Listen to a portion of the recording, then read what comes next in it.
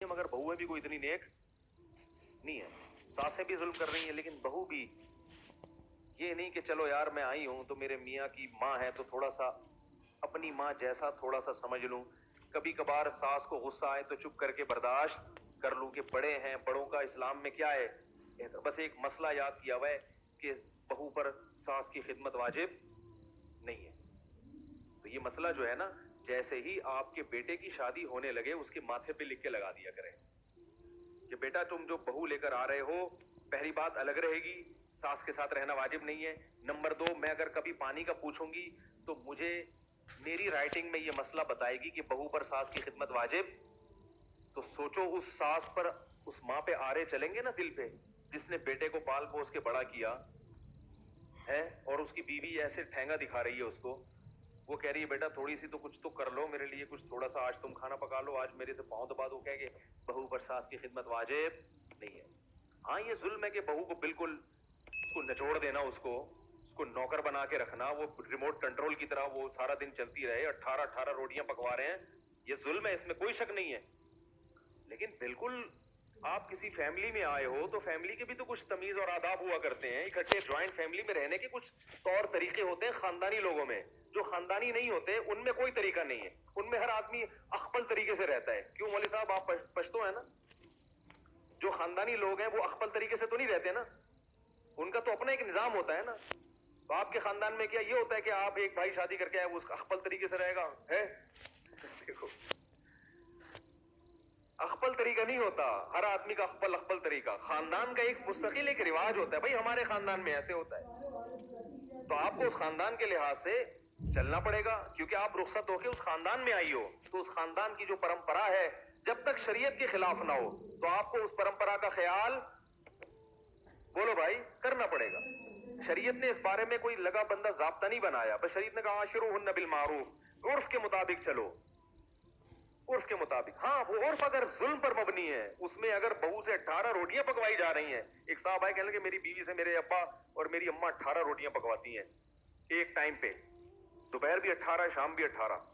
मैंने कहा 18 बंदे हैं घर में, कह रहे नहीं वो मजदूरों के लिए भी फलाने के। मैंने कहा भाईजान ये क्या है, ये जुल्म है यार। कभी चलो हो गया मेहमान आ रहे हैं, लेकिन रो इतना तो ये तो ज्यादा हो गई ना।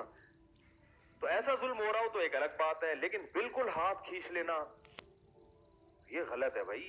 ये खानदानी लोगों में ऐसा नहीं होता। इस पर मेरा एक बयान है कि क्या बहू पर सास की खिदमत वाजिब है, तो उस पर मैंने कुरान और सुन्नत की रोशनी में पूरा एक मुदल्लल बयान किया, यूट्यूब पे सर्च करेंगे आ जाएगा। लेकिन मैं फिर कहता हूं कि सासें इसका नाजायज फायदा ना उठाएं। सास 2 काम कर लेना तो घर जन्नत बन जाएगा। नंबर 1 कि ताने ना दिया करे। बहू ने कोई उल्टी चीज पका दी तो मोहब्बत से समझाए माशाल्लाह बड़ी प्यारी चीज बनाई है, अगर थोड़ा सा नमक और कम कर लो तो इसमें मजा दोबाला हो जाएगा। ऐसे ये जो तुमने गोश्त गलाया है ना देसी मुर्गे का, बेटा ये बड़ा प्यारा गोश्त गलाया है तुमने, थोड़ी देर और चूल्हे पे पकती तो और मक्खन जैसा हो जाता। ये स्टाइल बात करने का सासों का नहीं होता।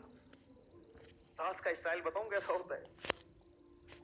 गोश्त गला ना, वो गला नहीं, कच्चा रह गया।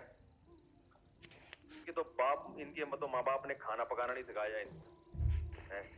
तुम्हें तुम्हारी माँ ने रोटी पकाना नहीं सिखाई है? बोल के भी गई थी, जला दिया।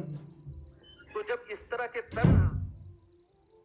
तंज होते हैं ना, पड़ी हुई सोती रहती है, तुम्हारे बाप ने तुम्हें सिखाया नहीं कुछ, तुम डायरेक्ट माँ बाप पर आके ताने, तो उसके दिल में नफरत के जज्बात पैदा होते हैं, क्योंकि उसे पता है मेरी हकीकी माँ नहीं है। तमीज से चलेगी तो हम भी तमीज से चलेंगे भाई, ठीक है ना? तमीज से ही तो, मोहब्बत से तो बात करो, तंज तो ना करो, ताने तो ना दो। दूसरा, उस पर उसके बोझ से ज्यादा काम ना डाला जाए, काम लिया जाए। घर में फारिग नहीं किसी को बैठ, जब ज्वाइंट फैमिली में है तो सबको मुश्तरक रहना है, कुछ ना कुछ हिलना जुलना है। बेड़े खाने के लिए कोई भी नहीं आया। आपका मियाँ भी तो इतनी खिदमत कर रहा है ना, घर में ला ला के फल भी, ये चीजें उस पर वाजिब थोड़ी है, लेकिन अखलाकी जिम्मेदारी है। फल खिलाना शौहर पर वाजिब नहीं है, अखलाकी जिम्मेदारी है। इलाज करना शौहर पर वाजिब नहीं है, पता है आपको? इलाज करना, बीवी बीमार हो जाए, बीवी का इलाज शौहर पे वाजिब नहीं है। क्यों? इसलिए कि आप खुद बीमार हो जाती हो तो अपना इलाज वाजिब नहीं है, तो बीवी का कहां से वाजिब हो गया? परहेज वाजिब है। बीवी को नजला हो गया تو شوہر پرہیز کرا سکتا ہے، ٹھنڈے پانی سے پرہیز، آئس کریم سے پرہیز، کھچڑی